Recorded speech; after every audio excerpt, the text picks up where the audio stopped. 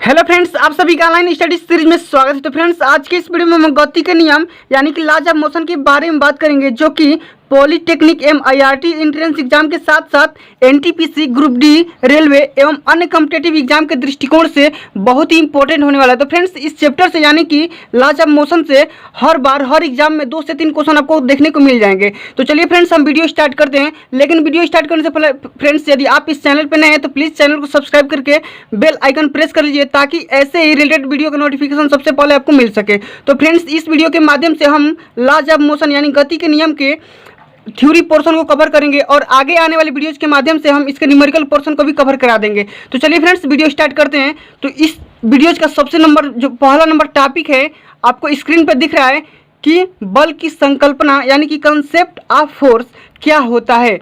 अगर कोई आपसे पूछेगा कि बल की संकल्पना के बारे में आप क्या जानते हैं या कंसेप्ट ऑफ फोर्स क्या होती है, उसके बारे में 2 शब्द बोलिए, तो आपको बस इतना ही बोलना है कि बल एक बाह्य कारक है जो किसी पिंड के रूप में वह आकार में परिवर्तन कर सकता है, ठीक है, या किसी पिंड की विरामावस्था या एक समान गति की अवस्था में परिवर्तन कर सकता है या परिवर्तन करने की प्रवृत्ति रखता है, यानी टेंडेंसी रखता है। ठीक है फ्रेंड्स, इतना समझ में आ रहा है। अब देखिए फ्रेंड्स कि बल एक सदिश राशि है जिसे सामान्यतः F से डिनोट करते हैं। तो आइए सबसे पहले फ्रेंड्स मैं आपको समझा देता हूं कि बल एक बाह्य कारक है, मतलब कि इसका मतलब क्या होता है। ठीक है, तो देखिए फ्रेंड्स, जो हमारा फोर्स होता है एक बाहरी जो मतलब बल होता है, ठीक है, जो किसी भी पिंड को आकार, शेप या साइज में चेंज करने की टेंडेंसी रखता है। अगर मान लीजिए कोई यहाँ पे कोई वस्तु है, ठीक, यहाँ पे कोई ट्रक या रेलगाड़ी से कोई भी मान सकते हैं, यहाँ पे खड़ी है, आप यहाँ से जब फोर्स यहाँ से देंगे तो ये तो चलेगी तो नहीं, लेकिन चलने की टेंडेंसी में आ जाएगी। ठीक है फ्रेंड्स, तो इसे ही बल की संकल्पना यानी कि कंसेप्ट ऑफ फोर्स बोलेंगे। ठीक है फ्रेंड्स,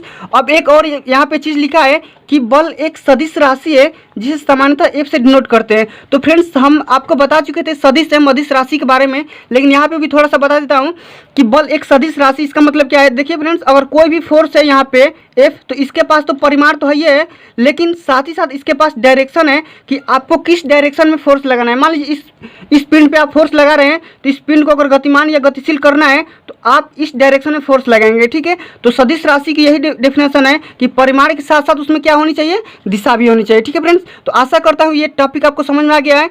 अब अगला नंबर जो टॉपिक है यह है कि बल के प्रभाव यानी कि इफेक्ट्स ऑफ फोर्सेज। फोर्स क्या होता है, यानी कि बल के प्रभाव किसे कहते हैं या क्या होता है, उसके क्या क्या कारण बन सकते हैं, उसके बारे में हम डिस्कस करेंगे। ठीक है फ्रेंड्स, तो देखिए फ्रेंड्स कि यहाँ पे लिखा हुआ है कि बल किसी पिंड को निम्नलिखित प्रकार से प्रभावित कर सकता है। वो कारण कौन कौन से हैं, मैं 4 कारण आपके सामने प्रस्तुत कर रहा हूँ, आप यहाँ से देख सकते हैं। यानी कि पिंड के रूप व आकार में परिवर्तन कर सकता है। देखिए फ्रेंड्स, अगर कोई भी आप यहाँ पे फोर्स अप्लाई करेंगे किसी भी बॉडीज पे, तो वो क्या कर सकता है, उस बॉडीज को रूप में या आकार में यानी शेप एवं साइज में चेंजिंग कर सकता है या चेंज करने की टेंडेंसी रख सकता है। ठीक है फ्रेंड्स, और जो अगला नंबर में टॉपिक यानी सेकंड नंबर जो टॉपिक में लेकर आया हूँ वो क्या है कि पिंड की गति मंद कर सकता है। यानी कि देखिए, अगर कोई साइकिल है या कोई पिंड है, यहाँ पे कोई अपने वेग से वेलोसिटी से गतिमान है, ठीक है, तो आप इसको क्या कर सकते हैं, फोर्स लगा के इसके गति को मंद कर सकते हैं, यानी रोक भी सकते हैं या उसकी गति को डिक्रीज कर सकते हैं। ठीक है, इतना समझ में आ गया।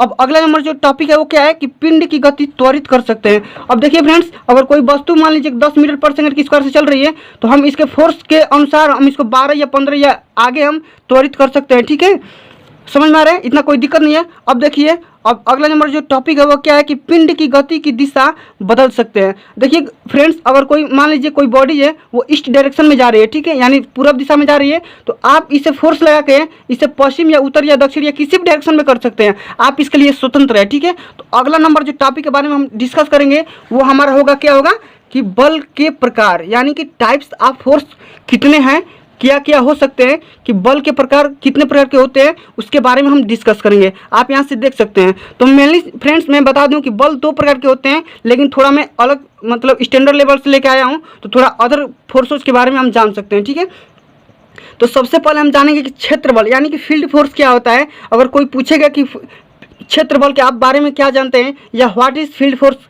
क्या होता है, तो आइए उसके बारे में जानते हैं।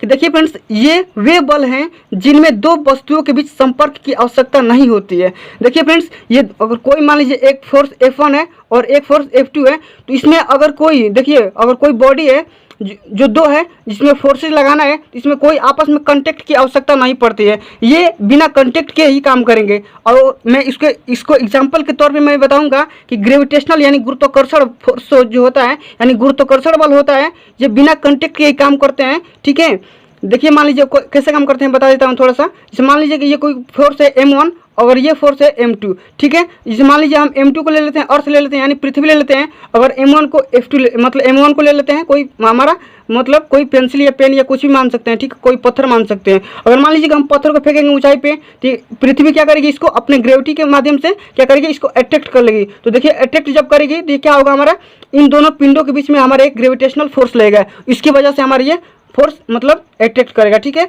अब देखिए हम बात करते हैं कि वैद्युत स्थैतिक बल यानी कि इलेक्ट्रिक स्टैटिक फोर्स जो होता है वो कहाँ काम करता है। तो फ्रेंड्स ये जो हमारा काम करता था दो पिंडों के मध्य काम करता था, लेकिन ये जो इलेक्ट्रिक स्टैटिक जो फोर्स काम करेगा ये दो चार्ज के बीच में काम करेगा, यानी दो आवेशों के बीच में काम करेगा। ठीक है फ्रेंड्स, इतना समझ आ रहा है, क्लियर है, कोई दिक्कत नहीं है। अब आगे बात करते हैं यानी कि कांटेक्ट फोर्स, यानी उसे बोलते हैं संपर्क बल। तो अगर कोई पूछे कि संपर्क बल, ये भी देखिए एग्जाम के दृष्टिकोण से बहुत इंपॉर्टेंट है कि संपर्क बल हमेशा आता है। ठीक है, तो संपर्क बल किसे कहते हैं उसके बारे में डिटेल से मैं आपको जानकारी दूंगा। ठीक है फ्रेंड्स, आप भूलेंगे नहीं कभी जिंदगी में। देख सकते हैं कि संपर्क में दो वस्तुएं एक दूसरे पर समान तथा विपरीत बल आरोपित करती है। मान लीजिए कोई दो पिंड ले लीजिए, ठीक है, अगर वो आपस में कांटेक्ट में आएगी, देखिए फ्रेंड्स अगर मैं इसको दोनों को कांटेक्ट में लाने की कोशिश कर रहा हूँ तो इस पर क्या करेगी कि जो इस पर फोर्स जो लगेगा ना, ये दोनों आपस में फोर्स जो होगा ये F1 और F2 दोनों आपस में बराबर काम करेंगे। लेकिन ठीक है, अगर बराबर काम करेंगे और अपोजिट में काम करेंगे। ठीक है, इतना समझ आ रहा है। देखिए अगला जो टॉपिक लिखा है, क्या लिखा है कि यदि संपर्क घर्षणहीन यानी फ्रिक्शनलेस हो तब क्या होगा, तब संपर्क बल उभयनिष्ठ पृष्ठ पर लंबवत लगेगा। देखिए फ्रेंड्स, अगर मान लीजिए यहाँ पे ये जो अगर कोई भी दो फोर्सेस कांटेक्ट में आएंगे, दो पिंड कांटेक्ट में आएंगे, तो इसमें अगर यहाँ पे फ्रिक्शन नहीं लगेगा यानी फ्रिक्शनलेस जब सरफेस होगा तब उसका जो मतलब जब फोर्स लगेगा वो कहाँ काम करेगा, वो लंबवत यानी इसके 90 डिग्री पे काम करेगा। ठीक है फ्रेंड्स, और उस फोर्स को आप क्या बोलेंगे कि लंबवत क्रिया बल बोलेंगे। ठीक है, वो फोर्स क्या कहलाता है, लंबवत क्रिया बल यानी परपेंडिकुलर एक्शन फोर्स कहलाता है। ठीक है फ्रेंड्स, इतना क्लियर है, कोई दिक्कत नहीं है। अब देखिए जो अगला जो लाइन लिखा है वो क्या लिखा है, यदि फिर भी वस्तुएं खुरदुरे यानी रफ सरफेस पर में हो तथा एक दूसरे के सापेक्ष बिना कांटेक्ट यानी बिना सरफेस छोड़े चलने के लिए स्वतंत्र हो तो घर्षण बल उत्पन्न होता है। ठीक है फ्रेंड्स, देखिए अगला जो टॉपिक लिखा है वो क्या लिखा है, समझ में आ रहा है आपको। यदि फिर भी वस्तुएं खुरदुरे संपर्क में हो तथा एक दूसरे के सापेक्ष बिना संपर्क छोड़े चलने के लिए स्वतंत्र हो तो घर्षण बल उत्पन्न हो जाता है। जैसे मान लीजिए यहाँ पे कोई जो मैं लिखा था एग्जांपल, यहाँ पे देख लीजिए, यहाँ पे अगर फ्रिक्शन अगर डेवलप हो जाएगा तो रफ अगर कोई सरफेस लेंगे तो यहाँ पे फ्रिक्शन डेवलप होगा, ये तो क्लियर है, कोई दिक्कत नहीं है। तो अब क्या करेगा कि ये चलने लगेगी, जो वस्तु हमेशा क्या करेगी बिना संपर्क के मतलब संपर्क छोड़ेगा नहीं, वो चलेगा हमेशा साथ में। अब देखिए अगला जो टॉपिक लिखा है वो क्या लिखा है कि जो इस प्रकार की गति का विरोध करता है। जैसे मान लीजिए कि जो हमारा संपर्क जो बल है ये कांटेक्ट से हट जाएगा, यहाँ पे फ्रिक्शन जब आ जाएगा तो ये हमारे कांटेक्ट से जब हट जाएगी तो इस फोर्स का हमारा क्या करेंगे, अपोज करने लगेगा। ठीक है, कोई दिक्कत नहीं है। पुनः प्रत्येक वस्तु दूसरे पर देख सकते हैं यहाँ पे एक घर्षण बल आरोपित करती है तथा दोनों बल बराबर तथा विपरीत होते हैं। यह बल लंब प्रतिक्रिया यानी नॉर्मल रिएक्शन के लंबवत होती है। ठीक है, अतः दोनों वस्तुओं के बीच में एक संपर्क बल दो बलों से बना होता है। ठीक है फ्रेंड्स, तो देखिए फ्रेंड्स हम इस मतलब थ्योरी के माध्यम से हम इतना जानें कि अगर कोई भी दो पिंड है अगर वो आपस में कांटेक्ट में रहेंगे तो उन दोनों पिंडों के मतलब दोनों वस्तुओं के बीच जो हमेशा फोर्स लगेगा वही हमारा उस फोर्स को हम क्या बोलेंगे, संपर्क बल बोलेंगे। ठीक है, तो देखिए फ्रेंड्स अब आगे हम बात करेंगे कि संपर्क बल यानी कांटेक्ट फोर्स कितने टाइप्स के होते हैं हम जानेंगे। ठीक है, आइए जान लेते हैं कि कांटेक्ट फोर्स कितने टाइप के होते हैं। तो बस हम देखिए उसके बारे में तो हम आपको बता ही चुके हैं कि एक होता है लंब प्रतिक्रिया यानी नॉर्मल रिएक्शन होता है, और जो दूसरा होता है हमारा कि घर्षण बल यानी कि फोर्स ऑफ फ्रिक्शन होता है। ठीक है फ्रेंड्स, इतना तो कोई दिक्कत नहीं है। अब आगे जानते हैं कि संतुलित बल। देखिए फ्रेंड्स अब जानते हैं कि हमारा यही जो फोर्स होता है, एक होता है संतुलित बल और दूसरा होता है जो हमारा असंतुलित बल होता है। तो संतुलित बल को आप बोलेंगे बैलेंस्ड फोर्स बोलेंगे। ठीक है, कोई दिक्कत नहीं यहाँ तक। अब देखिए आप बोलेंगे कि संतुलित बल किससे कहते हैं, ये एग्जाम में हर बार पूछा जाता है, आप इसे देख सकते हैं। तो संतुलित बल अगर कोई आपसे पूछेगा कि संतुलित बल क्या होता है कि या किसे कहते हैं, तो देखिए क्या बोलेंगे आप कि जब किसी वस्तु पर एक साथ कई बल कार्य कर रहे हों तथा उनका परिणामी शून्य हो तो बलों को संतुलित बल आप कहेंगे। देखिए फ्रेंड्स, अगर मान लीजिए यहाँ पे कोई आप पिंड ले रहे हैं, ठीक है, मान लीजिए यहाँ पे मैं एक कोई पिंड ले रहा हूँ, ठीक है, इसके साथ में मान लीजिए यहाँ पे कोई F1, फिर यहाँ पे F2, यहाँ पे F3, यहाँ पे F4, यहाँ पे 4 फोर्स में लगाया हूँ। देखिए यहाँ पे F1, यहाँ पे F2, फिर यहाँ पे F3, यहाँ पे F4, ठीक है, यहाँ पे मैं 4 फोर्सेज लिया हूँ, ठीक है। अगर यहाँ पे चारों फोर्स का अगर परिणामी यहाँ पे 0 न्यूटन आएगा यानी 0 आएगा तो उस फोर्स को आप क्या बोलेंगे कि संतुलित बल काम करेंगे, संतुलित बल बोलेंगे। देखिए फ्रेंड्स, मैं इसका एक एग्जाम्पल लेकर आया हूँ आपके सामने। देखिए कि रबड़ की एक गेंद को अपने हथेलियों के बीच रखकर दबाने से अर्थात बराबर व विपरीत बल लगाने से गेंद की आकृति बदल जाती है, ठीक है फ्रेंड्स। यहाँ पे देख लीजिए, अगर आप ये तो एग्जाम्पल आपने सीधी कर चुका होगा कभी ज़िंदगी में कि देखिए अगर आपने कोई भी अगर बॉल लिया होगा अपने हथेलियों के बीच में अगर दबाएंगे तो उसमें हमेशा मतलब बराबर फोर्स लगेंगे लेकिन अपोजिट लगेंगे, ठीक है। तो उसका जो रिजल्टेंट होगा वो हमारा कितना होगा, 0 होगा, ठीक है। इतना तो कोई दिक्कत नहीं है, क्लियर समझ में आ रहा है।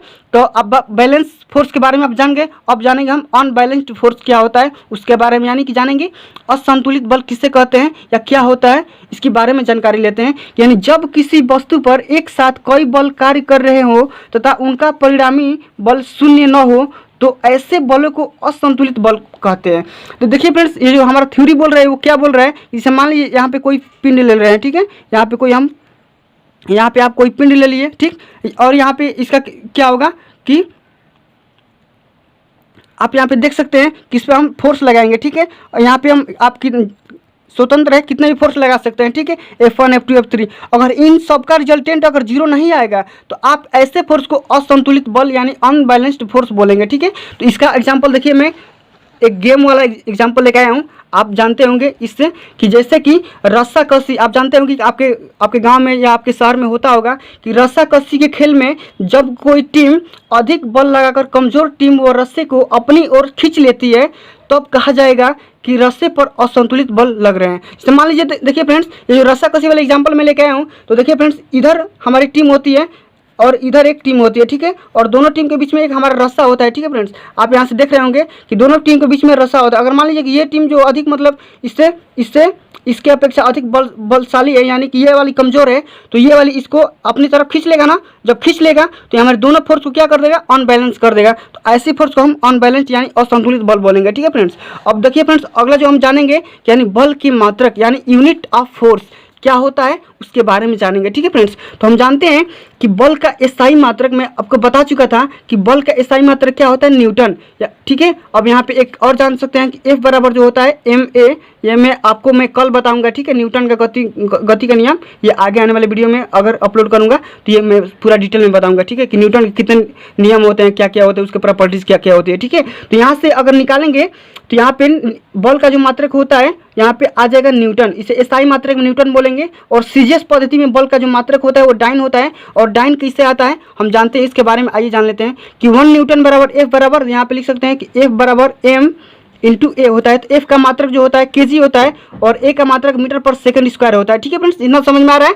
तो अब देखिए यहाँ पे कि अगर इसको हम सीजीएस पद्धति में लिखेंगे तो यहाँ पे बल का जो मात्रक हो जाएगा डाइन, यानी कि अगर मीटर है यहाँ पे मतलब अगर मास है यहाँ पे तो यहाँ पे kg होता था SI में, ठीक है, MKS पद्धति में। तो यहाँ पे अगर सीजीएस पद्धति लेंगे तो यहाँ पे ग्राम हो जाएगी, यानी 1 ग्राम में अगर फिर हम मल्टीप्लाई कर देंगे, मीटर की जगह पे हम सेंटीमीटर रख देंगे तो सेंटीमीटर पर सेकंड स्क्वायर रख देंगे। तो जितना भी मान आएगा ना तो उसको हम क्या कर देंगे, यहाँ पे 1 न्यूटन इक्वल टू 10⁵ डाइन लिख देंगे, ठीक है फ्रेंड्स। अगर आपको ये वीडियो पसंद आएगा तो प्लीज़ वीडियो को लाइक कीजिए।